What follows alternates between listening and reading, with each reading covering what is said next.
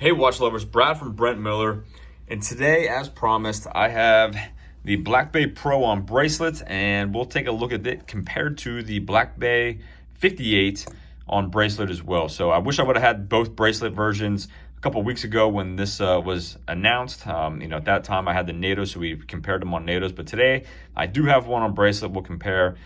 Same exact case size, 39 millimeters. Same exact lug to lug width, or lug to lug length, I should say, 47.7 millimeters on both of these.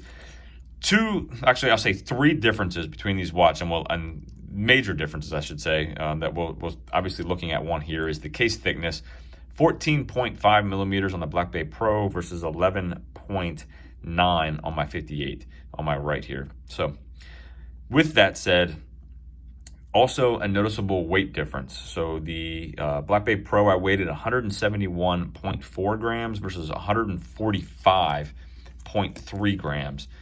So not quite 30 gram difference. However, I really don't think it's that noticeable on wrist. Yes, it's noticeable, the case thickness, looking at it, but again, if you like the watch, I don't think the case thickness is going to be a deterrent from you wearing it compared to the Black Bay 58. I really don't.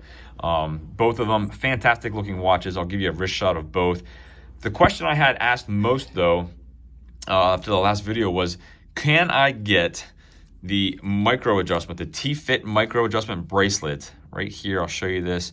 You just kind of pull up a little bit, if I can focus, a little bit of pressure, and then this slides very easily, and then you can just leave it in that groove, let it come back, and it stays in place. So the micro adjustment's really nice on this.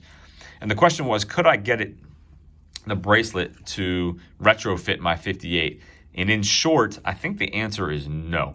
Again, that's me looking at these, not a direct response from Tudor, but when you look at the case thickness and you look at the way the end link fits into the lug, I don't believe this bracelet end link is going to fit the 58. So I don't think the whole bracelet is an option.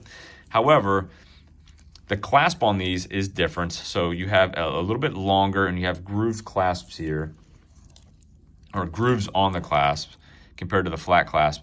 And it is a little bit longer, the clasp itself. So if you're comparing the two of these, a little bit longer. The fold over is also, you have the signed Tudor name on the 58 versus the shield logo on the Black Bay Pro. But looking at the clasp, I do think you can fit. So you have the part that slides in here, and then you have a half link. You could take the bracelet and essentially fit it to that half link if you had the clasp itself, but the clasp is longer. So in short, I think it's feasible to have the clasp if you're able to purchase separately or find it elsewhere. So biggest difference there on the clasps. So overall, again, I think this Black Bay Pro is a fantastic looking watch. I will throw it on my wrist. I'll do a quick Loom Shot for you. Just wanted to kind of get them side by side again, both on the bracelet. Again, I have a 6 3/4 inch wrist.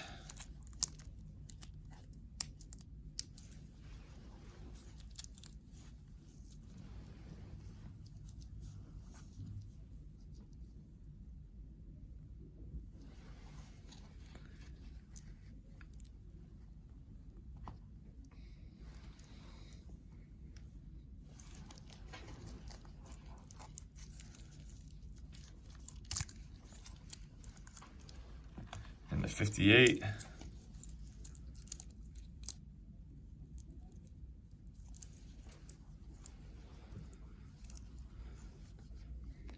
I personally do not find the Black Bay Pro top heavy. I've read some folks who think it wears top heavy. Listen, is it thicker than the 58? It absolutely is. Can you feel it? You can feel, the weight, the case thickness. But again, I really don't think it's a deterrent. I think if you really like the watch, you want the GMT functionality, I don't think it's a deterrent to the watch. I really don't. I think it looks great. I'm a fan of it myself. And if you like the GMT hand, you like the fixed bezel, the stainless steel bezel, I think it's a great option. So let me give you a Loom Shot real quick.